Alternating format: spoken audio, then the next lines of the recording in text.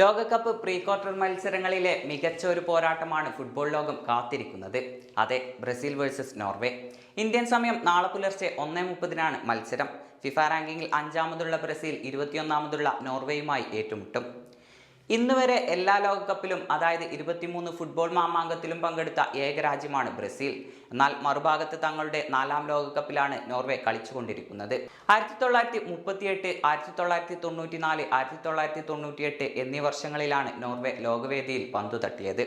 നീണ്ട 28 വർഷത്തെ കാത്തിരിപ്പിന് വിരാമമിട്ടാണ് സൂപ്പർ താരങ്ങളായ എർലിംഗ് ഹാലൻഡിനും മാർട്ടിൻ ഒഡേഗാർഡിനുമൊപ്പം ഈ വിശ്വവേദിയിൽ നോർവേ പന്തു തട്ടുന്നത്. ബ്രസീലും നോർവേയും ഇതുവരെ ഔദ്യോഗികമായി 4 തവണയാണ് ഏറ്റുമുട്ടിയത്. അതിൽ 2 മത്സരം നോർവേ വിജയിച്ചപ്പോൾ 2 മത്സരം സമനിലയിൽ കലാശിക്കുകയായിരുന്നു.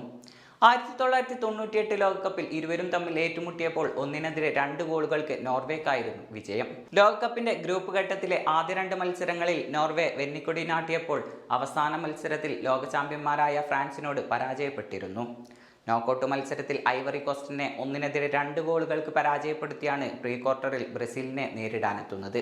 24 വർഷങ്ങൾക്ക് മുൻപ് നേടിയ ആ ലോക കിരീടം തിരിച്ചുപിടിക്കാൻ ഇറ്റാലിയൻ പരിശീലകൻ കാർലോ ആഞ്ചലോട്ടിക്ക് കീഴിലാണ് ബ്രസീൽ വരുന്നത്.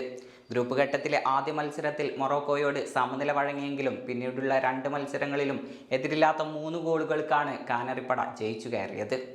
നോക്കൌട്ട് മത്സരത്തിൽ ജപ്പാനോട് ആദ്യ പകുതിയിൽ 1 ഗോളിന് പിന്നിലായ ശേഷം 2 ഗോളുകൾ തിരിച്ചടിച്ചാണ് ഡോൺ കാർലോയുടെ സംഘം പ്രീ ക്വാർട്ടറിലെത്തുന്നത്. ആദ്യ പകുതിയിൽ ഏറെ പഴികേട്ട കാസമിറോ 2-ാം പകുതിയിലെ 56-ാം മിനിറ്റിൽ ഹെഡറിലൂടെ വലകുലുക്കിയാണ് വിമർശകരുടെ വായടപ്പിച്ചത്. മത്സരം 90 മിനിറ്റും കഴിഞ്ഞ് അധിക സമയത്തേക്ക് നീളുമെന്ന് തോന്നിയപ്പോഴാണ് മാർട്ടിനെല്ലിയിലൂടെ ബ്രസീലിന്റെ വിജയ ഗോൾ വരുന്നത്. ജപ്പാനെതിരായ മത്സരത്തിൽ പരിക്ക് പറ്റിയ ലുക്കാസ് പക്വേറ്റ ഈ മത്സരത്തിന് ഉണ്ടാവില്ലെന്ന് ഉറപ്പാണ്. കൂടാതെ ഗ്രൂപ്പ് ഘട്ടത്തിലെ 2-ാം മത്സരത്തിൽ പരിക്ക് പറ്റിയ റഫീഞ്ഞയും കളത്തിന് പുറത്തായിരിക്കും. ജപ്പാനെതിരായ മത്സരത്തിൽ ഫുട്ബോൾ ലോകം ഏറെ കാത്തിരുന്ന നെയ്മറിനെ കാർലോ കളത്തിലിറക്കിയിരുന്നില്ല. എന്നാൽ നാളെ പുലർച്ചെ നടക്കുന്ന മത്സരത്തിന് മുന്നോടിയായി നെയ്മർ 90 മിനിറ്റും കളിക്കാൻ സജ്ജമാണെന്ന് കാർലോ ആഞ്ചലോട്ടി വ്യക്തമാക്കിയിട്ടുണ്ട്.